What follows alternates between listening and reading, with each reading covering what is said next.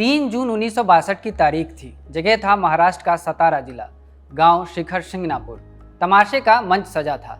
एक गर्भवती महिला डांस करने आई। भीड़ को इसी डांसर का इंतजार था। लेकिन तभी कुछ हुआ। अचानक वो डांसर मंच से नीचे उतर गई और तमाशा आगे बढ़ने लगा। लेकिन लोग तो जैसे बस उन्हीं को देखने आए थे। उन्होंने उस महिला का नाम चिल्लाना शुरू किया। कुछ वक्त बीता और वो मंच पर लौट आई और फिर से डांस करने लगी। और तब लोगों में एक अजीब सी हलचल पैदा हुई, क्योंकि मंच से जो महिला नीचे उतरी थी और जो महिला वापस लौटी थी, वो थी तो एक ही, लेकिन एक फर्क अब साफ नजर आ रहा था। अब उनका बेबी बम्प गायब था, यानी अब उनके पेट में बच्चा नहीं था। उन्होंने अपने पेट को अपनी साड़ी से कसकर बांध लिया था। जब लोग उनका नाम चिल्ला रहे थे और उनको स्टेज पर बुलाने की मांग कर रहे थे, तब वो मंच के पीछे अपने बच्चे को जन्म दे रही थी। उन्होंने एक पत्थर से अपनी गर्भनाल अम्बिलिकल कोर्ड काटी और वापस मंच पर आ गईं। दर्शकों को जब इस बात का पता चला तो वो हैरान रह गए और तमाशा रोक दिया गया। ये घटना जो आपको फिल्मी लग सकती है और जिसे आप कुछ दिनों बाद श्रद्धा कपूर की फिल्म ईठा में देखेंगे भी, दरअसल ये किस्सा बीठा भाई नारायण गांवकर की असल जिंदगी का है। उस दिन जो बच्चा पैदा हुआ वो आज 65 साल का हो चुका है। लेकिन ये कहानी उस बच्चे की नहीं है, ये कहानी है उस माँ की जिन्हें इस एक घटना ने लीजेंड बना दिया। यह कहानी उस आर्टिस्ट की है जिसने तमाशे को जिंदा रखने के लिए राज कपूर जैसे प्रोड्यूसर की फिल्म में काम करने से इनकार कर दिया। बदले में इस आर्ट फॉर्म ने उन्हें खूब सम्मान दिलाया। लेकिन इन सब के बावजूद जब बुढ़ापे ने दस्तक दी तो बीठाबाई पर बीमारी और कंगाली का पहाड़ टूट पड़ा। 28 अगस्त को इन्हीं बीठाबाई के जीवन पर आधारित फिल्म ईठा सिनेमाघरों में रिलीज होने वाली है। लेकिन उससे पहले ही इस फिल्म के नाम पर विवाद खड़ा हो गया है। एनसीपी शरद पवार और बीठाबाई के परिवार के सदस्यों ने फिल्म के नाम पर अपनी आपत्ति दर्ज कराई है और उसे बदलने की मांग की है। इस पूरी बहस पर विस्तार से चर्चा करेंगे, लेकिन उससे पहले जानेंगे बीठाबाई की असल कहानी और उस बच्चे का क्या हुआ जिसे बीठाबाई ने मंच से उतरकर जन्म दिया था। नमस्ते, मेरा नाम है रवि सुमन और आप देख रहे हैं खबर गांव। बीठाबाई की जिस कला की दुनिया दीवानी थी, उसके लिए उन्होंने कोई औपचारिक ट्रेनिंग या उसकी कोई पढ़ाई नहीं की थी, बल्कि उनका जन्म ही एक ऐसे परिवार में हुआ था जहां तमाशा उनके डेली रूटीन का हिस्सा था। तारीख थी 1 जुलाई 1935। महाराष्ट्र के सोलापुर जिले के पंढरपुर में एक दलित परिवार में बीठाबाई का जन्म हुआ। उनके दादा ने एक तमाशा मंडली बनाई थी जो गाँव-गाँव घूमकर परफॉर्म करते थे। उनके बाद बीठाबाई के पिता भाऊ बापू नारायण गांवकर और परिवार के दूसरे लोगों ने इस परंपरा को आगे बढ़ाया। पिता ने देखा कि बेटी की दिलचस्पी उनके आर्ट में ज़्यादा है, तो बीठाबाई जब 4 या 5 साल की थीं तभी उनको स्कूल से निकाल लिया गया और इसके बाद वो अपने पिता की मंडली के साथ गांव-गांव घूमने लगी। इस दौरान उन्होंने गाना, अभिनय और डांस सीखा। मराठी विश्वकोश पर उपलब्ध जानकारी के अनुसार 1957 में उनके पिता के निधन के बाद उनके मंडली की पूरी जिम्मेदारी बीठाबाई के ऊपर आ गई। उन्हें इस बात की खास चिंता थी कि उनकी मंडली के लोगों का पूरा जीवन उन पर निर्भर है, इसलिए उन्होंने अपने आप को तमाशे में झोंक दिया। जल्द ही उन्होंने मंच पर अपना कंट्रोल बनाया। इंडियन एक्सप्रेस की एक रिपोर्ट के मुताबिक उनके करियर में एक अहम मोड़ तब आया जब मशहूर मराठी नाटककार मामा वारेरकर की नज़र उन पर पड़ी। वो उनके अभिनय से इतने इम्प्रेस हुए कि उन्होंने बीठाबाई को अपने ग्रुप में शामिल किया। यहाँ उनकी पहचान रंगमंच से जुड़ी तकनीकी चीज़ों से हुई और इसके बाद उनका नाम महाराष्ट्र के बड़े बड़े लोक नाट्य कलाकारों के साथ लिया जाने लगा। गाँव से लेकर शहर तक उनके चाहने वाले हर जगह थे। लेकिन उनको सिर्फ उनकी एक्टिंग और डांसिंग के लिए ही प्रसिद्धि नहीं मिली, बल्कि उनकी हाजिर जवाबी ऐसी थी कि वो अच्छे अच्छों की बोलती बंद कर देती थी। उनकी तीखी बोली भी उनकी एक पहचान थी। स्क्रॉल की एक रिपोर्ट के अनुसार मराठी एक्टर नीलू फूले ने एक बार बीठाबाई का एक किस्सा सुनाया था। हुआ यूँ था कि बीठाबाई का एक साथी कलाकार स्टेज से उतर रहा था। तब बीठाबाई ने मराठी में कहा, हम उसका हिंदी तर्जुमा बता रहे हैं। उन्होंने कहा कि पहुंचकर एक पठान को भेजना ताकि अगले एक्ट के लिए सेट लगाया जा सके। तब दर्शक दीर्घा से एक सिरफिरे ने भद्दा कमेंट किया। उसने कहा, लगता है बाई को एक पठान की जरूरत है। इतना सुनते ही बीठाबाई ने बिना किसी देरी के उस सिरफिरे को देखा और कहा, हाँ है, लेकिन एक नहीं 2 पठान भेजना, एक मेरे लिए और एक इसकी माँ के लिए। बीठाबाई की 8 संतानों में से एक हैं कैलाश नारायण गांवकर। ये वही शख्स हैं जिनका जन्म 1962 में शिखर शिंगणापुर में बीठाबाई के डांस के दौरान हुआ था। कैलाश अपनी मां की विरासत को आगे बढ़ा रहे हैं और खुद भी एक डांसर हैं। Scroll.in से बात करते हुए वो बताते हैं कि उनकी मां कोमल स्वभाव की बिल्कुल भी नहीं थी। उन्होंने अपने जीवन में किसी से भी बिना शर्त प्रेम नहीं किया, सिवाय अपनी कला के। आर्ट के अलावा ऐसा कुछ नहीं था जो उनके करीब फटक पाए। बीठाबाई की एक बेटी मंगला बनसोड़े भी तमाशा कलाकार हैं। वो बताती हैं कि बीठा बाई की तीखी जुबान का कोई मुकाबला नहीं था। वो लोगों को बुरी तरह घायल कर देती थी।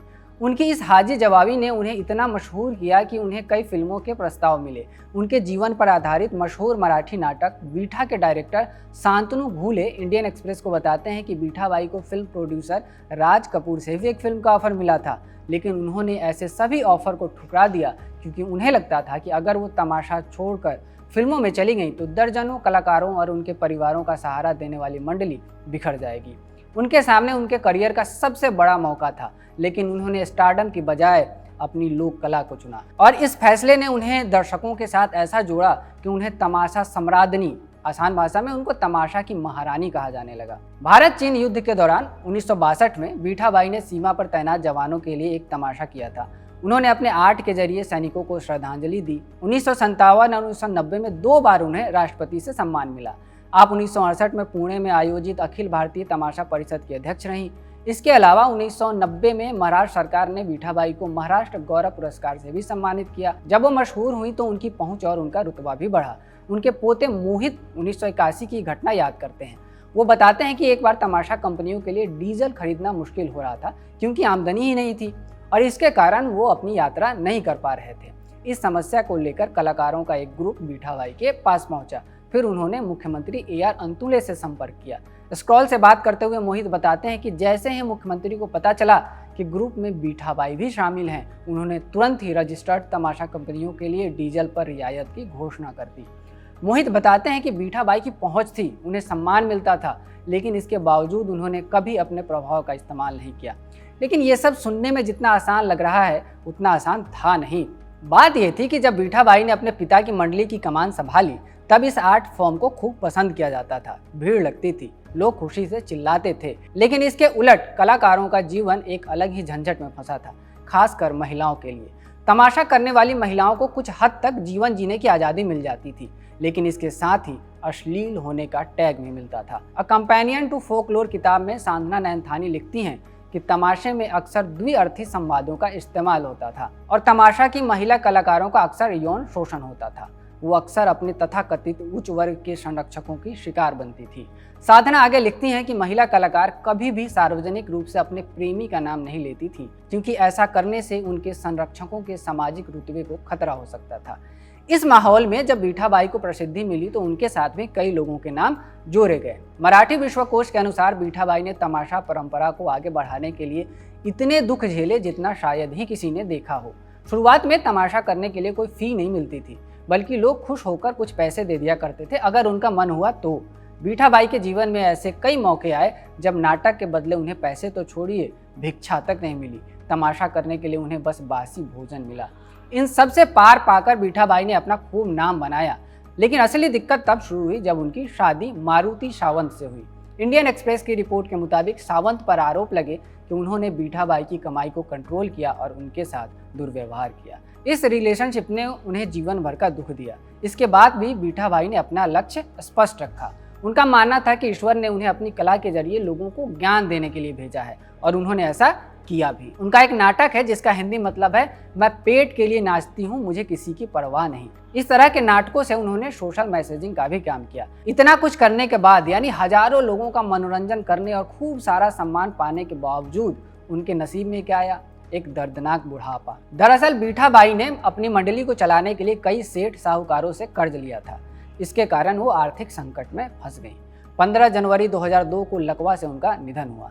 मीडिया रिपोर्ट्स के मुताबिक उस वक्त उनके परिवार के पास अस्पताल के बिल चुकाने तक के पैसे नहीं थे। उनके पार्थिव शरीर को उनके घर तक ले जाने में भी परेशानी आई। आखिर में उनके प्रशंसकों, कुछ साहित्यिक संगठनों और कुछ शुभचिंतकों ने मदद की और इस तरह बीठा बाई इस दुनिया से विदा हुई। उन्होंने लावणी जॉनर के म्यूजिक को मशहूर किया। उनके बाद इस आर्ट फॉर्म को उतनी तवज्जो कभी नहीं मिली। सिनेमा ने इस आर्ट फॉर्म को उस दुनिया से अलग कर दिया जो बीठा बाई ने तैयार की थी। लोकल लेवल पर यह जिंदा तो है, लेकिन इसे आगे बढ़ाने वाले मंच कम होते जा रहे हैं। तमाशा की परंपरा भी लुप्त होने के कगार पर है। कलाकारों का घूमना महंगा हो गया है और वो लोग जो तमाशे के फैन हुआ करते थे वह बूढ़े हो चले हैं। पुराने कलाकारों के वंशज अब किसी सुरक्षित आजीविका की तलाश में हैं। अब आखिर में वो सवाल जिससे हमने इस वीडियो की शुरुआत की थी, बीठा बाई की कहानी श्रद्धा कपूर की फिल्म के जरिए दुनिया के सामने रखी जानी है, लेकिन इस बात से उनके परिवार को या किसी राजनीतिक पार्टी को क्या आपत्ति है? दरअसल ये पूरी बहस बीठाबाई के नाम की आइडेंटिटी को लेकर है। एनसीपी शरद पवार का कहना है कि फिल्म का नाम ईठा की जगह बीठा या बीठाबाई रखा जाना चाहिए, जबकि फिल्म का बचाव करने वाले इस बात की दलील दे रहे हैं कि बीठाबाई को आम लोग ईठा के नाम से भी बुलाते थे। लेकिन पार्टी को इस बात की चिंता है कि फिल्म अगर ईठा नाम से रिलीज होगी तो संभवतः उनके असली नाम बीठाबाई की पहचान कमजोर पड़ जाएगी।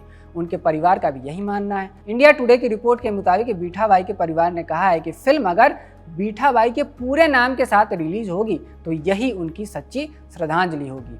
एनसीपी का आरोप ये भी है कि फिल्म मेकर्स ने इस प्रोजेक्ट को शुरू करने से पहले बीठाबाई के परिवार से बात नहीं की। हालांकि उनके परिवार ने फिल्म बनाने को लेकर कोई विरोध नहीं जताया है। आपत्ति या आग्रह बस फिल्म के नाम को लेकर है। अब फिल्म का नाम बदलेगा या नहीं ये तो आने वाले कुछ दिनों में पता चल जाएगा। इस वीडियो में हमने आपको बीठाबाई की असल कहानी बताने की कोशिश की है। हमारा ये प्रयास आपको कैसा लगा कमेंट बॉक्स में लिखकर जरूर बताइएगा। मेरा नाम है रवि सुमन, आप देख रहे थे खबर गांव। इस वीडियो को कैमरे पर रिकॉर्ड किया है हमारे साथी तौफीक ने। धन्यवाद।